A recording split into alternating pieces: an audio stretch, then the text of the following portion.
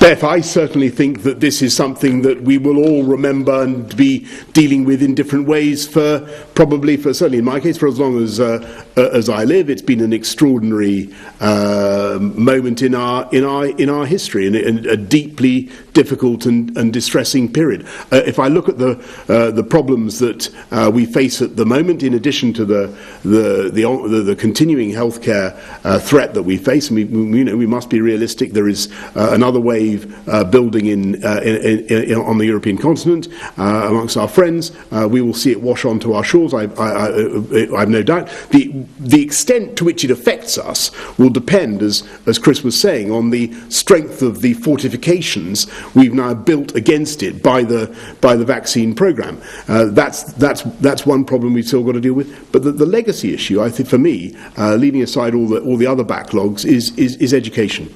And it's the loss of learning for so many children and young people. That's the thing we've got to focus on now as a society.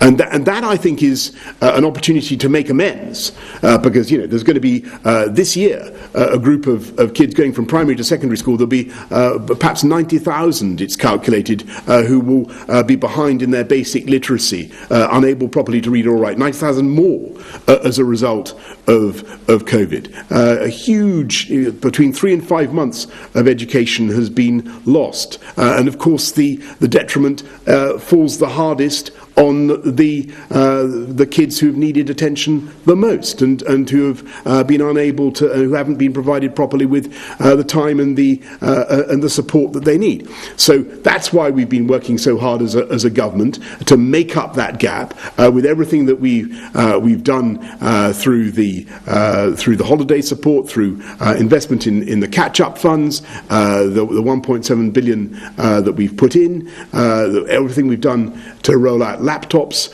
across as many kids as we could, and that's why, in addition to the work that Gavin Williamson is doing, Sir Kevin Collins is the Education Recovery Commissioner, who is leading that work of recovery. And what Sir Kevin and his team are going to be focusing on is not just remediating the damage, repairing the damage, plugging the gaps, but I think there's a chance to learn from the pandemic and all the ways in which actually some teachers and some schools have done brilliantly at discovering how you can teach through Zoom, discovering ways in which we can actually teach better. In some ways, through the technology that we've been using, but also maximising our use of tutoring as well, so that kids who have fallen behind and kids with potential get one-to-one tutoring, where we think that can make a difference. And I'm not going to pretend that everything is going to work first time. And we've been through a long period where we've got used to things not working first time, but we're going to persevere. And I think that we will start to make a big impact on those kids' lives. It's been an absolutely unimaginable year for school children, for university students, for everybody in education. They've put up with incredible privations in order to help us, the whole country, get through. And our future as a country depends on us now repaying that generation, making sure they get the education they need. So that's for me, that's the biggest priority. Shall I add? I mean, just narrowly on the health side, COVID itself, I anticipate being with us for the foreseeable future. We'll have to deal with it in some form or another. Now, science has extraordinarily responded to this. If you think where we were a year ago, vaccines, drugs, diagnostics, and understanding of the virus, we will be able to bring it down to manageable levels, but it's not going away. So we will have COVID for the indefinite future. Second thing, which is a health issue from COVID, and we've said this right from the beginning, this is one of the things we were very concerned about right from the beginning collectively, is that the impact on other aspects of the health service will have some delayed effect. There will be people, for example, who probably delayed having screening, and I would really encourage people to take that up for things like cervical cancer, breast cancer, which run the risk of people having a delayed diagnosis. The same will be true for people who've not gone for routine or elective care they normally would. That's a medium-term issue, but potentially could be a significant one if we are not absolutely alive to it. And the third one, which again we recognise fully from the beginning, and one of the things that's made so many of the decisions very difficult, is much of what's happened in lockdown has the risk of making people who are on the borderlines of deprivation in more difficult economic and other circumstances. And we all know that has a massive impact on long-term health implications. So that could have really quite a long-term implications, again, if we don't take it seriously.